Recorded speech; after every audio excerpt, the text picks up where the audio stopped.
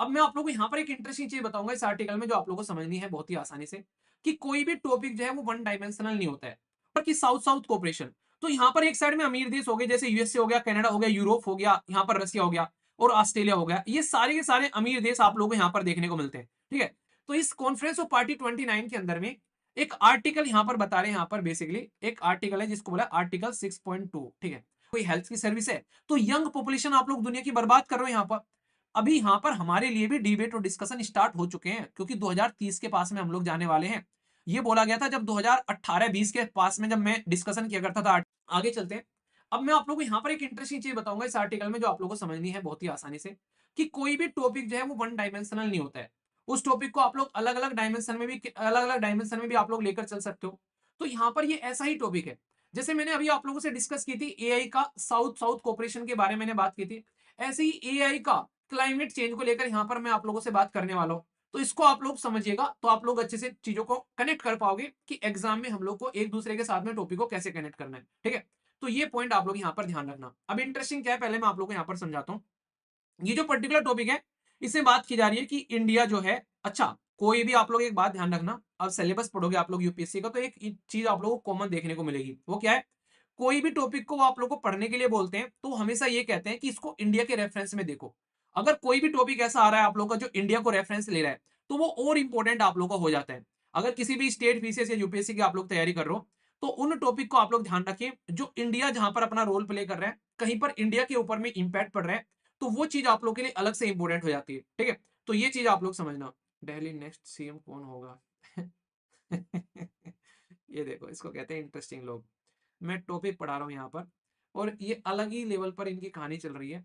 ये ना इस तरीके के जो बच्चे होते हैं उनको पढ़ाई लिखाई से कोई मतलब नहीं होता है। ठीक है, मैं टॉपिक क्या पढ़ा रहा हूँ, इनके दिमाग में क्या चल रहा है, सुबह सुबह मतलब इतना फ्री टाइम है आप लोगों के पास में, आप लोग आकर यहाँ पर टॉपिक छोड़कर ये चल रहा है दिल्ली के नेक्स्ट सीएम कौन है। ठीक है, नाम भी अपना एडी फैडी सैडी ऐसा रखेंगे। पहले तो इनको हटाओ मैं चैनल से, इनको पहले ये लो, आज के बाद में तुम अपना दिल्ली सीएम नहीं पूछ पाओगे यहाँ पर। तो अभी क्या पढ़ा रहा हूँ, इनका दिल्ली सीएम चल रहा है यहाँ पर। इलेक्शन निपट चुके हैं, इलेक्शन कमीशन ऑफ इंडिया के बारे में पढ़ लो अगर तुमको पढ़ना ही है इतना, एग्जाम की तैयारी कर रहे हो।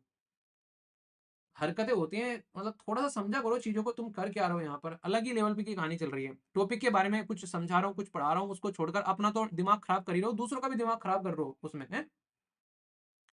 चलो सही टाइम पर मेरी नजर पड़ गई कमेंट के ऊपर में। सही है बेटा तुम्हारे तो। मैं बताता हूँ कौन बन रहा है सीएम, बीजेपी को सोचने तो वो जीत कर आए, वो कर लेंगे, पता चल जाएगा 2 दिन बाद में। इलेक्शन में कौन जीतेगा पता चल जाएगा ना, कौन की इलेक्शन में कौन बनेगा। ये फालतू के डिस्कशन होते हैं सारे, जब होगा जब पता चल ही जाएगा, तुमको थोड़ा पेशेंस रखो अपने अंदर। ठीक है, चलिए अब यहाँ पर अभी बात करें यहाँ पर कि साउथ साउथ कोऑपरेशन। तो यहाँ पर एक साइड में अमीर देश हो गए जैसे यूएसए हो गया, कनाडा हो गया, यूरोप हो गया, यहाँ पर रसिया हो गया और ऑस्ट्रेलिया हो गया, ये सारे के सारे अमीर देश आप लोगों को यहाँ पर देखने को मिलते हैं। ठीक है, एक साइड में यहाँ पर ये हो गए जो गरीब देश, खासकर जो ये बच गए यहाँ पर ये वाले सारे देश, तो इनको आप लोग बोलते हैं बेसिकली पुअर कंट्री की कैटेगरी में आप लोग नॉर्मली इनको रखते हो यहाँ पर। तो इसीलिए यहाँ पर बात की जा रही है कि साउथ साउथ कोऑपरेशन जो शब्द इस्तेमाल किया जा रहा है उसके बारे में आप लोग याद रखना कि भारत के अंदर में जब G20 मीटिंग हो रही थी उस टाइम पर भारत ने क्या किया, भाई साहब पूरा का पूरा अफ्रीकन यूनियन जो है उसको G20 में ऐड कर दिया। अच्छा कितने मेंबर है अफ्रीकन यूनियन के अंदर में जरा बताइए, पूरा का पूरा अफ्रीकन यूनियन में जो है वो G20 में ऐड कर दिया यहाँ पर। ठीक है, तो ये क्या हुआ, तो भाई साहब हम लोग उन देशों को सपोर्ट प्रोवाइड करा रहे हैं जिन देशों के बारे में कोई सोच नहीं रहा है, तो ये पॉजिटिव चीज आ गई ना यहाँ पर। तो यहाँ पर ये बात कर रहे हैं एक पर्टिकुलर समिट के बारे में जो मैंने आप लोगों से डिस्कस भी की थी। और मैं आप लोगों से पूछना भी चाहूंगा यहाँ पर, कॉन्फ्रेंस ऑफ पार्टी जो रिसेंटली अभी हुई थी वो मैंने आप लोगों से टोटल डिटेल में डिस्कस की थी, वो आप लोग ये बताइए कि वो कहां पर हुई थी। देखता हूं आप में से कौन कौन इसको बता पाता है। बहुत ही डिटेल में नवंबर के महीने में इतने भर भरकर मैंने आर्टिकल और एडिटोरियल डिस्कस किए थे जिसकी कुछ हद नहीं है। अगर आप लोग ये फैक्चुअल इन्फॉर्मेशन भी आप लोग याद नहीं रख पा रहे हो तो फिर दिक्कत होगा, मैं आप लोगों को समझा दूं यहाँ पर। ठीक है, ज्यादा बकायती नहीं काटना, मतलब बाकू बकायती नहीं काटना, तो मैंने बोला था ना उस टाइम पर कि बहुत सारी बकायती काट रहे हैं यहाँ पर। तो बाकू के अंदर में कॉन्फ्रेंस थी और बाकू बकायती काट रहे थे वहां पर जाकर, काम के काम कर नहीं रहे थे, और वो कहां पर था, वो अजरबैजान के अंदर में था। तो ये जो पर्टिकुलर मीटिंग हुई थी यहाँ पर, ये आप लोग को देखने को मिलती है यहाँ पर बेसिकली अजरबैजान के अंदर में। तो यहाँ पर कहीं आप लोग को अजरबैजान देखने को मिलेगा इस पर्टिकुलर लोकेशन के अंदर में, जाकर उसको निहारिएगा। देखता हूँ अजरबैजान मैप में देखेगा इसको जाकर जूम कर कर, उस टाइम पर मैंने बहुत दिखाया आप लोगों को जूम कर करके, ताकि आप लोग चीजों को याद रख सको एग्जाम के पॉइंट ऑफ से। तो उसको देखना मैप जो होता है ना, एक बार जाकर देखोगे अजरबैजान अर्मीनिया वाला रीजन आप लोग को समझ में आ रहा है। अच्छा इधर है अजरबैजान या फिर इधर है? अर्मीनिया और अजरबैजान वाला इशू याद आ रहा है? कहाँ पर है अजरबैजान? लैंड लॉक कंट्री है, फिर लैंड ओपन कंट्री है? तो ये बता दो चलो यहाँ पर, देखता हूँ कौन बताता है। तो यहाँ पर ध्यान रखना, ये है कैस्पियन सी यहाँ पर, ठीक है? और यहाँ पर आप लोगों को अजरबैजान देखने को मिलेगा, ये लैंडलॉक कंट्री नहीं है, ठीक है? इसकी कैपिटल है बाकू, इसके बारे में याद रखना। इसी के बराबर में आप लोगों को अर्मीनिया देखने को मिलता है, जो आपस में लड़ते हैं। तो यहाँ पर सारे के सारे लोग मिले और यहाँ पर ये मीटिंग हुई, जिसको कॉन्फ्रेंस ऑफ पार्टी 29 बोला गया। तो इस कॉन्फ्रेंस ऑफ पार्टी 29 के अंदर में एक आर्टिकल यहाँ पर बता रहे हैं, यहाँ पर बेसिकली एक आर्टिकल है जिसको बोला आर्टिकल 6.2, ठीक है? उसमें यहाँ पर बता रहा है कि इंडिया ने भी फोकस किया था कि भाई साहब ग्लोबल क्लाइमेट फाइनेंस के बारे में कोई बात नहीं कर रहे। मतलब क्या है? मतलब तुमने दुनिया का इन्वायरमेंट बर्बाद कर दिया, सारी चीजें तुम बर्बाद करके बैठ गए, पर लेकिन उस इन्वायरमेंट को ठीक करना, उसके बारे में कोई बात नहीं कर रहे। तो इसी के चलते बात की गई कि क्लाइमेट फाइनेंस के बारे में लोगों ने बात नहीं की। और यहां पर बात की जा रही थी कि यही चीज आप लोगों ने देखने को मिलती पेरिस क्लाइमेट एग्रीमेंट के अंदर में। पेरिस क्लाइमेट एग्रीमेंट जब आप लोगों का आया था, उसके अंदर में जो आर्टिकल 6 है, वहां पर यही बात बोली गई थी कि उसको आप लोगों को लेकर चलना है। यानी कि वो चीज जो पेरिस क्लाइमेट एग्रीमेंट में हुई थी पुराने समय में, आज तक भी आप लोगों ने उसको इंप्लीमेंट नहीं किया है। मतलब अमीर देश जो है वो यहाँ पर पार्टिसिपेट ही नहीं कर रहे। डोनाल्ड ट्रंप ने तो आते ही क्या बोला? डोनाल्ड ट्रंप ने ये तो बोला कि भाई मैं पेरिस क्लाइमेट एग्रीमेंट से बाहर निकल रहा हूं। ये इंसान हर उस एग्रीमेंट से बाहर निकल रहा है, हर उस ऑर्गेनाइजेशन से बाहर निकल रहा है जिसमें इसको पैसा देना पड़ रहा है। ये डब्ल्यूएचओ से बाहर निकल रहा है क्योंकि वहां पे पैसा जा रहा है। डब्ल्यूटीओ से बाहर निकल रहा है क्योंकि इसको बर्बादी झेलनी पड़ रही है यहाँ पर। ये पेरिस क्लाइमेट एग्रीमेंट से बाहर निकल रहा है और ये दुनिया में सबसे ज्यादा कोयला जलाकर सबसे ज्यादा अमीर देश बन चुका है, सबसे ज्यादा पोल्यूशन फैलाकर।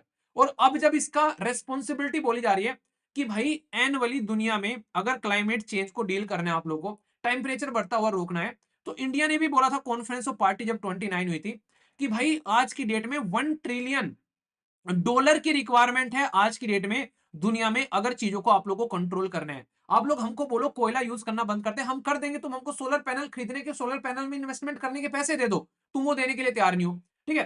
पास्ट में हमारा जो एक्सपीरियंस रहा है, हम लोगों ने हमेशा अपने देश के अंदर में भाई साहब सोलर एनर्जी को प्रमोट किया, विंड एनर्जी को प्रमोट किया। अपने देश के अंदर में हम लोग किस तरीके से आज की डेट में, जैसे नहीं हम फ्रिज, ये एसी वगैरह बेच रहे हैं, खरीद रहे हैं, उसमें भी हम लोग स्टार रेटिंग के बारे में बात कर रहे हैं, आप लोगों ने देखा होगा। तो हम एनर्जी एफिशिएंसी के ऊपर काम कर रहे हैं। हम उस देश से आते हैं जहां पर लोग जो है पेड़ों की पूजा करते हैं। भाई साहब हम लोग नेचर कल्चर के साथ में इतने कनेक्टेड है, आप लोग समझ सकते हो। तो भारत को ये समझाना कि भाई साहब भारत जो है वो चीजों को कैसे लेकर चले, और आप लोग कंपेयर करने लगते हो, तुम्हारी पॉपुलेशन और हमारी पॉपुलेशन में कोई कंपेयर नहीं है। हमारे 140 करोड़ लोग जो हैं वो इतना एमिशन नहीं करते हैं मिलकर, जितने तुम्हारे इसके मतलब एक नगण्य के बराबर है हमारे सामने, जितना पोल्यूशन फैला रहे हैं यहाँ पर।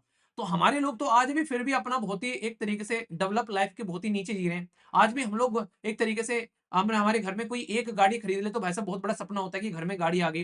तुम्हारे घर में हर एक इंसान के पास में अलग अलग गाड़ी है, हर एक इंसान के कमरे में एसी है। हमारे घर में आज भी ऐसा रहता है कि घर में एक एसी लगवा ली, सारे के सारे गर्मियों में उसी में लेट जाते हैं भाई साहब, वो भी हो जाए तो, वरना कूलर लगाकर उसमें, कूलर में पानी डालकर भाई साहब उसको जुगाड़ कर लेते हैं। तो ये सिचुएशन है आज भी हमारे देश के अंदर में। तो हमारा देश तो अभी उन चीजों की ओर बढ़ रहा है, और तुम लोग बढ़कर बैठे हो, और जब तुमसे पैसे मांगे जा रहे हैं तो तुम यहाँ से कल्टी मार रहे हो। तो ये सही तरीका नहीं है यार, इसको आप लोगों को समझना पड़ेगा। तो क्लीन डेवलपमेंट मैकेनिज्म के बारे में बात की जा रही है कि भाई साहब क्लीन के ऊपर फोकस करना है, पर पैसा कहां से आएगा? कार्बन मार्केट के बारे में तो आप लोग बात कर रहे हो। यूरोप में अभी क्या चल रहा है, अलग ही कहानी चल रही है। वो ये कह रहे हैं कि अगर तुमने स्टील ऐसा बनाया जिसमें कोयला लगाकर तुमने स्टील बनाया, और वो सामान तुम यहां पर लाकर बेच रहे हो, तो हम तुम्हारे ऊपर टैरिफ लगाएंगे। मतलब हमारे पास इतना पैसा है ही नहीं है कि हम लोग सोलर या फिर विंड से ज्यादा एनर्जी जनरेट करें, कोयले से बनाए हुए स्टील के ऊपर में तुम टैरिफ लगा रहे हो, ये क्या बदतमीजी है तुम्हारी? तो ये जो अमीर देश है ना, ये अलग ही लेवल पर चल रहे हैं यहाँ पर। तो भारत यहाँ पर उसको लेकर सजेशन ये दे रहा था कि भाई रिन्यूएबल एनर्जी पर हम लोग एक्सपेंड करेंगे, हम लोग एनर्जी स्टोरेज की फैसिलिटी बैटरी पर इन्वेस्ट करेंगे, हम लोग आज की डेट में ग्रीन हाइड्रोजन को लेकर चल रहे हैं, हम लोग सस्टेनेबल फ्यूल लेकर चल रहे हैं। पर लेकिन उसके लिए जितना रिवेन्यू, जितने पैसे की रिक्वायरमेंट है वो हमारे पास में नहीं है भैया। हमको पैसा दे दो ताकि हम लोग इस फील्ड में काम कर सके, हम लोग चीजों को स्टेब्लिश कर सके। तुम पैसा देने के लिए यार तैयार नहीं हो। तो ये सबसे बड़ी समस्या यहाँ पर देखने को मिल रही है, जिसके ऊपर में काम करना जरूरी है। तो भारत ये कह रहा है, हमारी तो बात फिर भी सही है, पर लेकिन जो ये देश है, खासकर अगर इनके बारे में आप लोग बात करो, अफ्रीका कॉन्टिनेंट में ये कोविड-19 के टाइम पर अपने लिए दवाई तक नहीं ले पाए ये देश। अब यहाँ पर ना तो इकोनॉमिक कोऑपरेशन है प्रॉपर, ना यहाँ पर कोई इन्वेस्टमेंट कर रहा है, लोकल कैपेसिटी इनकी कोई बिल्ड नहीं कर रहा है, कोई स्किल इनको नहीं सिखा रहे हैं यहाँ पर। इन लोगों का क्या होगा अगर आप लोग इनको लेकर नहीं चलोगे साथ में? तुम तो अपना बना बनाकर सारे बैठ गए। तो यहाँ पर इसी को लेकर हमारे देश के अंदर में बार बार हम लोग इन लोगों के साथ में लेकर चल रहे हैं क्योंकि आज की डेट में सबसे ज्यादा यंग कंट्री कौन सी है, यंग मतलब सबसे ज्यादा यंग पॉपुलेशन किस कॉन्टिनेंट में है, तो अफ्रीका के अंदर में है। यूपीएससी ने प्रीलिम्स में यही बात पूछी थी।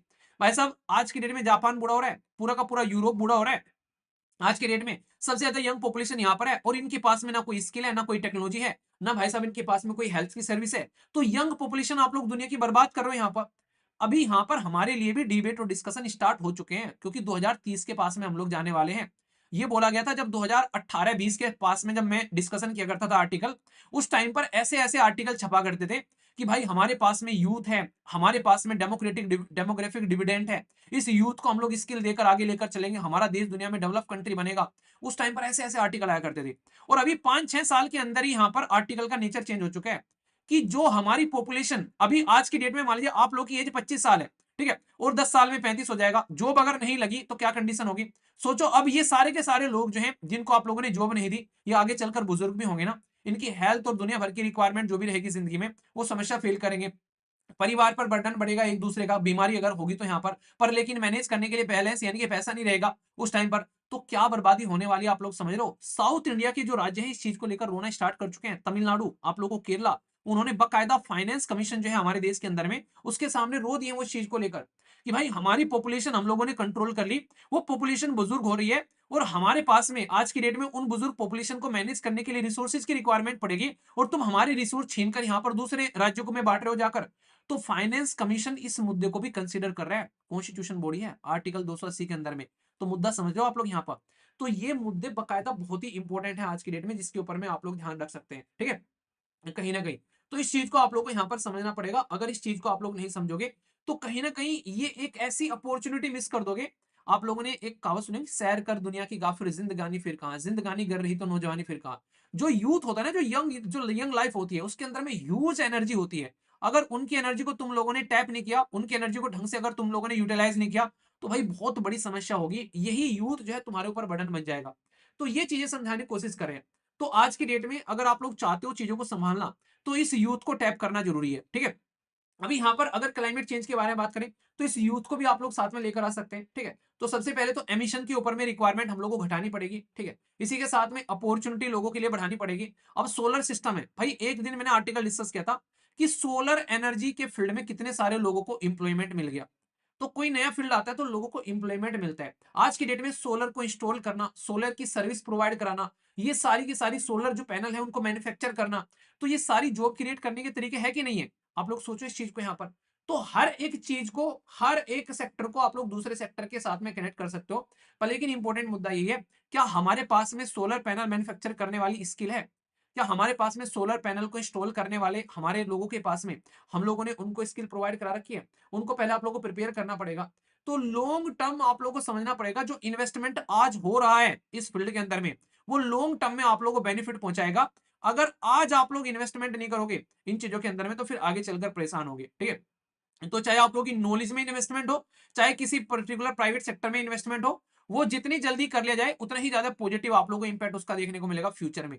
अपनी हेल्थ में, अगर आज की डेट में आप लोगों को इंटरेस्टिंग बात बता दूं, हो सकता है आज की डेट में आप लोग हेल्थ को इग्नोर कर रहे हो, क्योंकि आप लोग की बॉडी जो है अभी यंग एज में है। पर लेकिन जिस दिन बॉडी जो है वो 40 के ऊपर बढ़ना स्टार्ट हो जाएगी ना, आप लोग को अपने चेहरा देखना स्टार्ट हो जाएगा कि आप लोग का चेहरा कैसा है। 50 साल की उम्र के लगने लगोगे, 40 की उम्र में तोंद निकली हुई है, चेहरे पर झुर्रियां पड़ी हुई हैं, सर पे बाल नहीं है, आंखों पर चश्मा चढ़ गया है, तो ये लगेगा कि 60 साल की उम्र का इंसान घूम रहा है। समझ रहे हो आप लोग यहाँ पर, जबकि उम्र पूछोगे तो उम्र है इंसान की 40। तो अभी आप लोगों को लगता है कि आप लोग की बॉडी चीजें संभाल पा रही है, क्योंकि अभी आप लोग चीजों को एक तरीके से ऐसे यूथ की एज में हो। अगर अभी से एक्सरसाइज करने की आदत नहीं डाली ना आप लोगों ने, ये चीज आप लोगों को पता चलेगा आगे की एक्सरसाइज का इंपॉर्टेंस क्या है। इलोन मस्क को देख लो, आज की डेट में भी बंदा, अभी इलोन मस्क छोड़ो, अजीत डोभाल को देख लो, मैंने बताया था प्राइम मिनिस्टर से ज्यादा एज है अजीत डोभाल सर की। सोचो यहाँ पर फिट कितने लगते हैं। समझ में आ रहा है आप लोगों को। तो हेल्थ को इंपॉर्टेंस देना स्टार्ट कर दो, चीजों को मैनेज करना स्टार्ट करो, वरना दिक्कतें हो जाएंगी आने वाले टाइम में बहुत तगड़े वाली, ठीक है। तो ये थोड़ी सी बातें कुछ याद रखना इसके बारे में, आशा करता हूँ कि आप लोग समझ